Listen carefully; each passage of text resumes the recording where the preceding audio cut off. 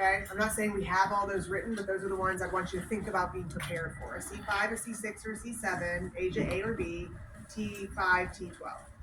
Okay.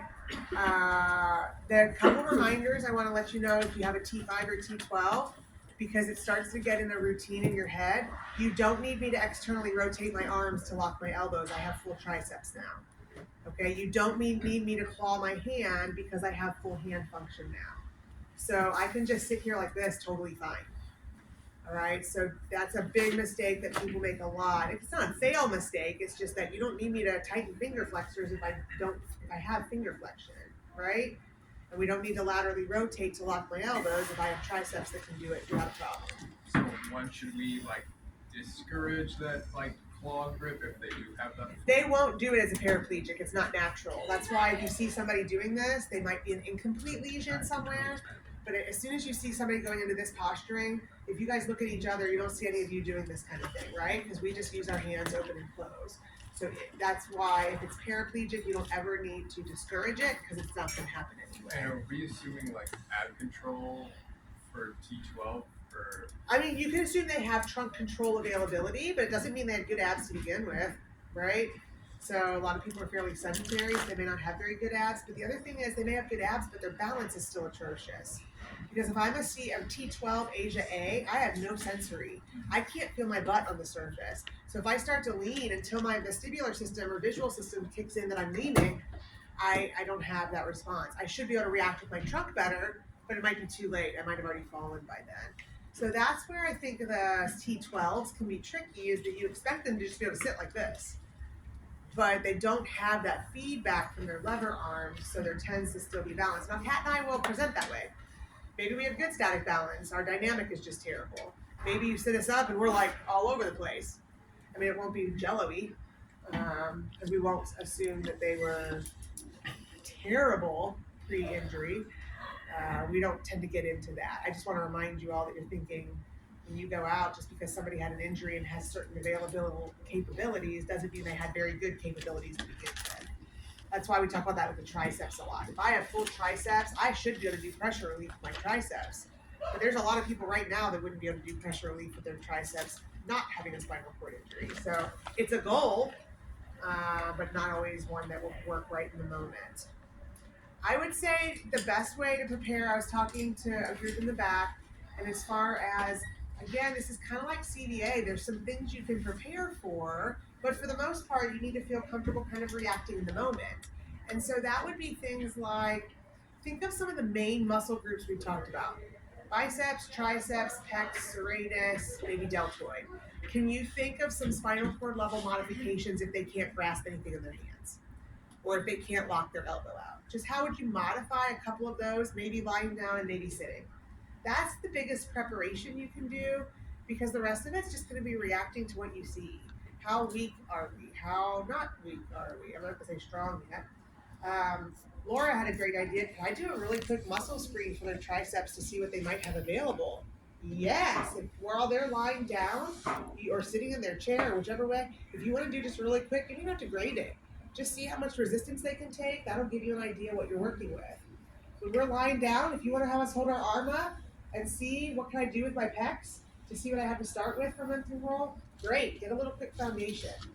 Remember, you will have probably 3 or 4 goals. It does not mean you need to be achieving those this date. You're working towards those. So it may say something about independence, and you're like, how in the world are they going to be independent? Well, they're not today. That's their long-term goal. So how will you help work them towards that? You guys really know a lot about progression and regression of therx, balance. So those are the concepts you're keeping in mind, knowing that in this population, the slight modification may be which joints can help or which positions we need to support and prop. Okay? In these, none of our patients that we have suffered brain injuries at the same time. That would be an interesting final practical, but these are all, we're assuming, cognitively intact. It's just that their body doesn't work fully as it did. So again, as we're going to talk about after our break, the demand you put in will help determine how much they get out and how much that plasticity works to reroute their motor planning to new pathways. So the more you do for them, the less input that is to the brain. I'm not saying you sit back and just go, that's the other thing that's happened before. Someone comes in to do this practical and they're like, okay, let's roll over, put your hands together, they teach momentum roll, and then you just sit back and wait. And at some point, it's like, okay, wait, but you're still on a point of trying to facilitate that. So, like Sarah mentioned, maybe you're coming in just to help pull the knee up to facilitate the pelvis. Maybe you need to give a little push to the arms to help with the momentum right now. And then while you're doing that, you're mentally going, where do I think they need more push from? Is it more pulling from the pec, or is it more protraction from the serratus? Maybe it's both. Who cares? So you're assessing that so you can see where you can intervene with some of your therx then. Okay? Are there questions that came up with this?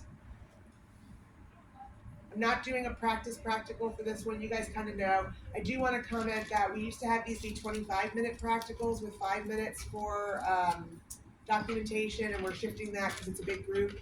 So we're going to do, the grade sheet I think says treats for at least 22 minutes. So it's 20 minutes. You need to fill the 20-minute treatment. I don't expect you to end early. Again, I'm not worried about 30 seconds, but if it's a couple minutes early, there's probably something else you could have done with them. So 20 minutes of treatment, 5 minutes to finish documentation.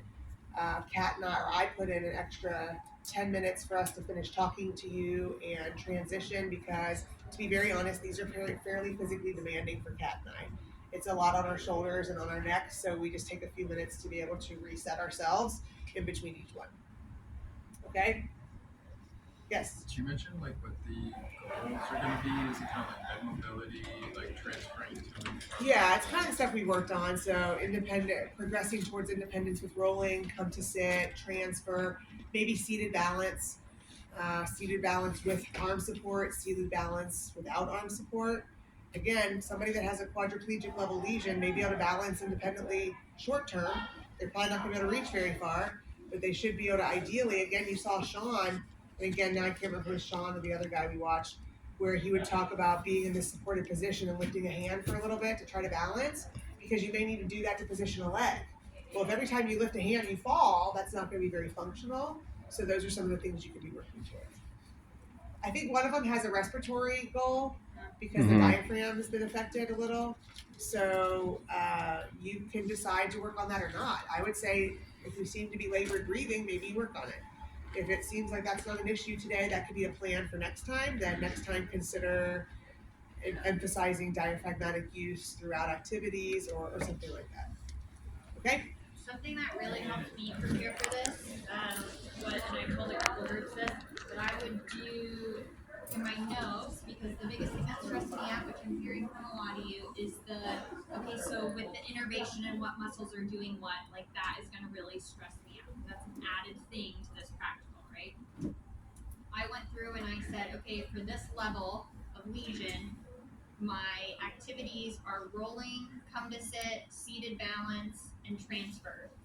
What innervations and muscles for each of those activities is that going to be? So I broke it down by activity and then what muscles I use in the innervations of those for this lesion.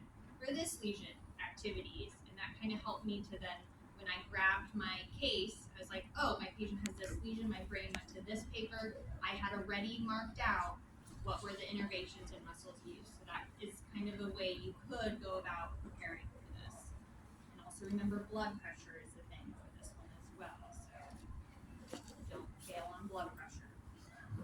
Or on taking 5 minutes to take blood pressure. Yes. So it needs to be pretty quick and succinct. Okay, we're just going to do a short break because I want to have a little time